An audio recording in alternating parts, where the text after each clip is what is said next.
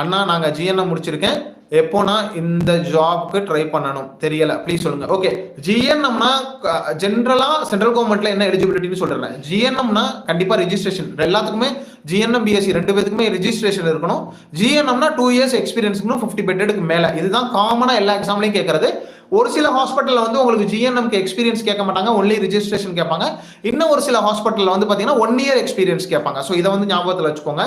Actually நாளைக்கு exam வச்சுக்கிட்டு நம்ம இன்னைக்கு லைக் வந்து தப்பு தான், ஏன்னா நீங்க உங்களோட டைம் வேஸ்ட் ஆகுது. நீங்க படிக்கணும்னு நினைச்சீங்கன்னா தயவு செய்து நீங்க போய் படிங்க, மற்றவங்க நீங்க வந்து லைவ்ல வாங்க. MRP exam for nursing actually அடுத்த ரெக்ரூட்மெண்ட் வந்து வந்தது அப்படின்னா என்ன சொல்றாங்கன்னா பெர்மனண்டா தான் வரும் அப்படின்னா, பெரும்பாலும் நமக்கு 90% 95% வந்து நமக்கு பாசிட்டிவ் கமெண்ட் தான் வருது. அடுத்த எக்ஸாம் வந்தால் பெர்மனண்டா தான் எடுக்கணும், இருக்கிறவங்க எல்லாத்தையும் ரெகுலர் பண்ணணும். ஸோ இந்த வருஷத்துக்கான அந்த கேலண்டர் இயர் போடுவாங்க, எவ்ரி இயர் ரெக்ரூட்மெண்ட் கேலண்டர்